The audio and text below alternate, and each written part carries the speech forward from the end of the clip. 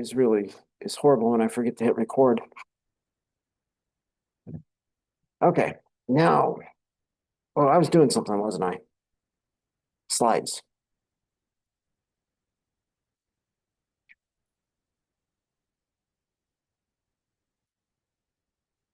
Okay, move this over here, blow that up. Okay.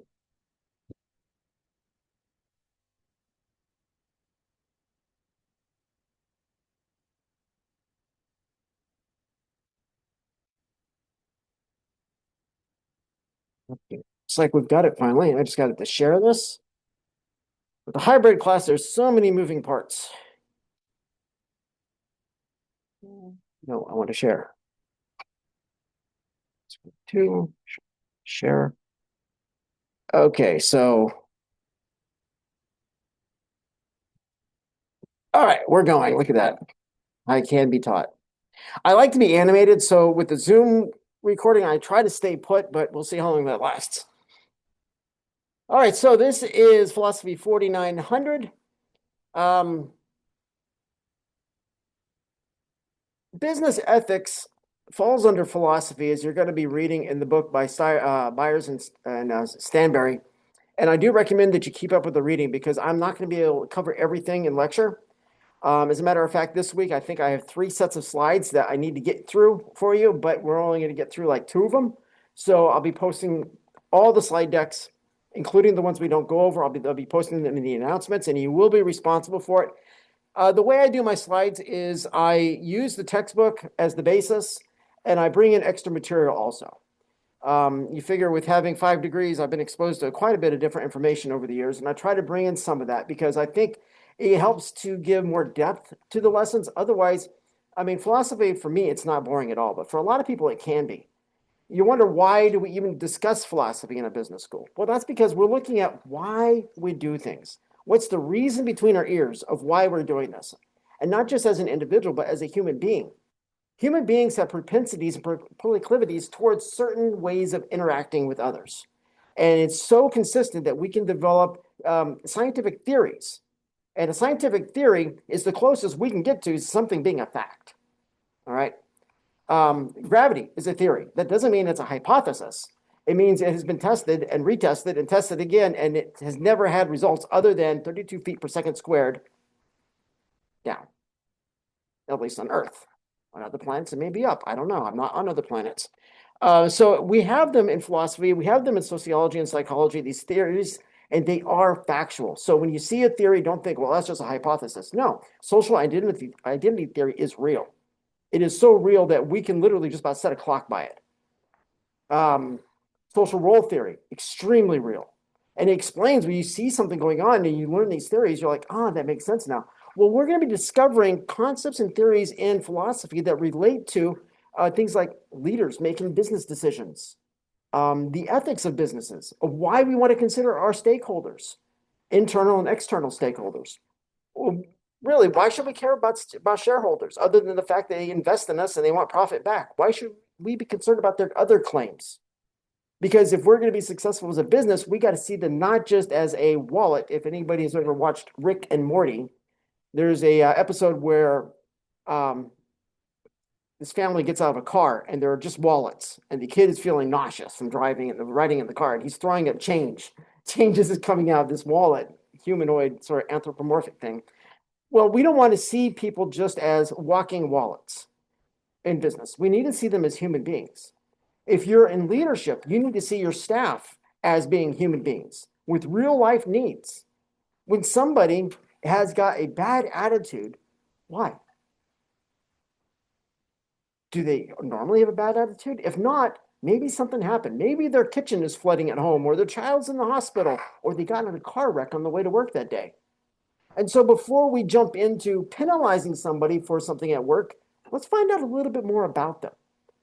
And so if you've taken my other course, or if you maybe in the future will, 4950, MGT 4950, I teach about the aspect of humanizing yourself as a leader, having that relationship with people. In business, we can have a manager who knows the nuts and bolts of an operation.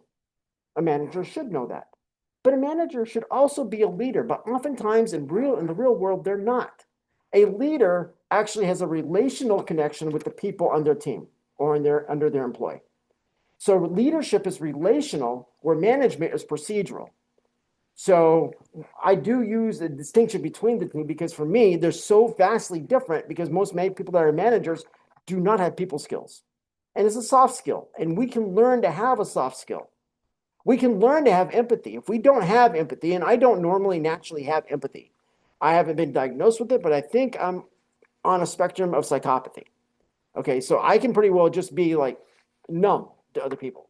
But I've learned little tricks on how to be able to access empathy. I ask myself one question: how would I feel if that happened to me, whatever it is? And I would go, whoa, that would not feel very good. I wouldn't like that. And then I assumed, well, the other person probably didn't like that happening to them.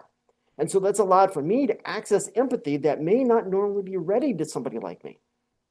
So we as leaders, we can do this. We can have somebody who's actually that has psychopathy or sociopathy, and yet they demonstrate genuine empathy. You can learn tricks and ways around this because it's a soft skill. Some people naturally are empathetic. They're known as empaths. And you could stub your toe. They basically feel your pain. How much more so if it's at work and suddenly this person is sitting there crying and you don't know why? Well, an empath is going to feel that pain and instantly have a caring for them. Somebody who doesn't have empathy may not really care about it, but you learn this is relational. Let me find out why this person is feeling this way. Let me develop a rapport with them. And so we need to understand the ethics that go behind that. Byers and Stanberry in the textbook mentioned that ethics consists of the standards of behavior to which we hold ourselves in our personal and professional lives. That has been the golden standard of what ethics is ever since Socrates walked on this earth. So we're talking a long time.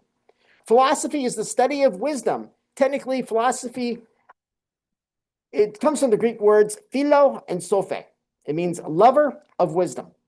That's the actual Greek translation. And yes, in my theological training, I learned how to translate Greek, and that's actually what philosophe means. By understanding how your ethical standards impact how you lead others and function in the business is a form of wisdom. And so if you're going to be in a position of leadership, maybe you're not going to be the CEO right away. Maybe you're not even going to be a mid-level manager. Maybe you'll be a team leader. You see, when I was in the Army, I was a team sergeant for a military intelligence forward reconnaissance team. All right.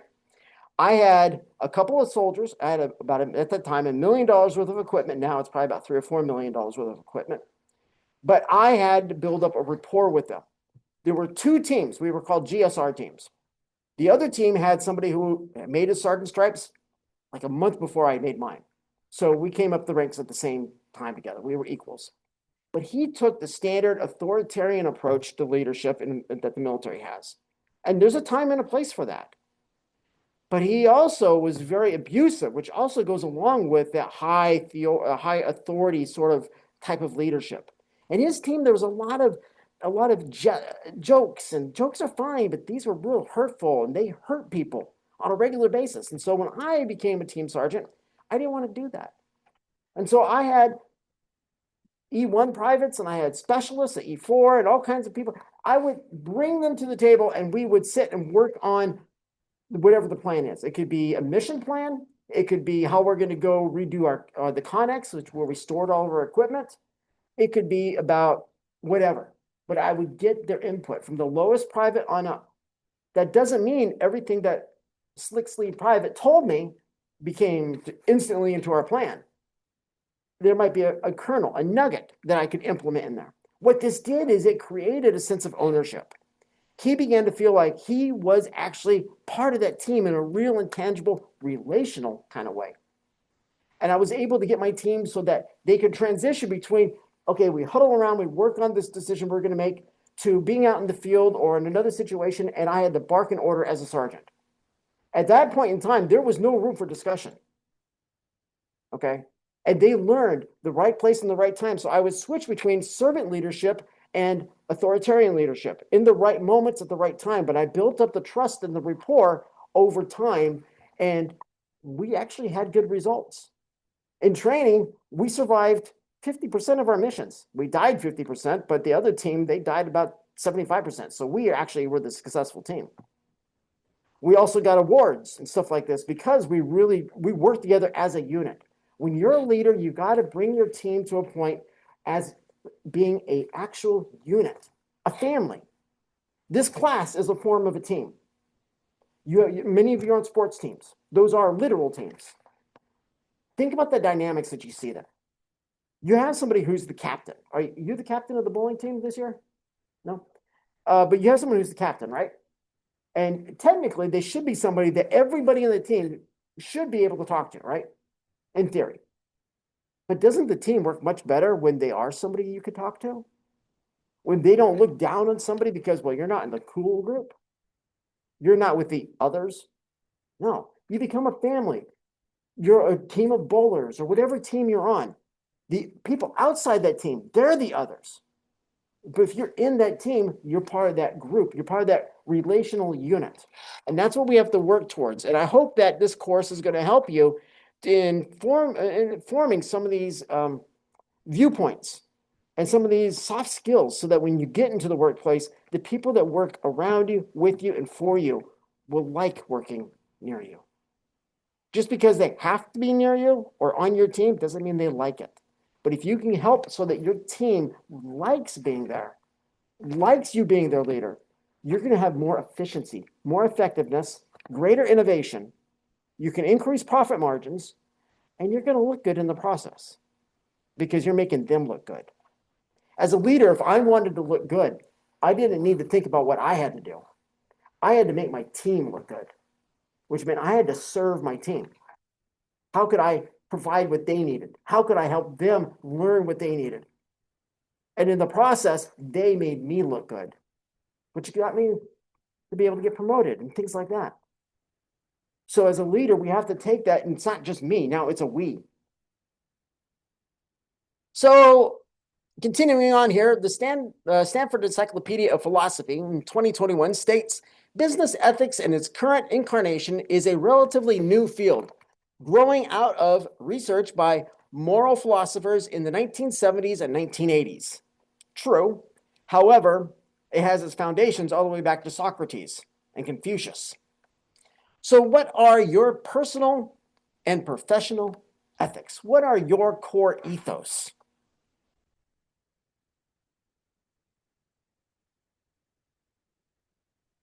I draw my ethics from a few different places. One is my education. I value education greatly. And primarily the relationships I've had with numerous professors through my tenure as a student. I spent 10 years working on my degree work. And some of my professors and I were still friends. They're colleagues. I write papers with them, go to conferences with them. I can get a hold of them and just chat about anything. But we've built up that rapport. And I saw how they led the classes. And I said, I want to imitate that. And I had other professors that literally were the worst professors on the planet. And I said, I want to avoid that. Well, this is where I was getting my foundational ethics is for in the classroom as a professor. But in other places, I would go back to my childhood. In the formative years, so between 3 and 7, really that's when the imprint of our ethical foundation really gets established. And our parents and our close family, friends of the family, they're the ones that really give into that, that really put into that. So think back to when you were a young child. Think about, in my case, my dad was a pastor, but he was very abusive at home. And I remember sitting there seeing him preach to the congregation going, yeah, I remember last night. That was rough.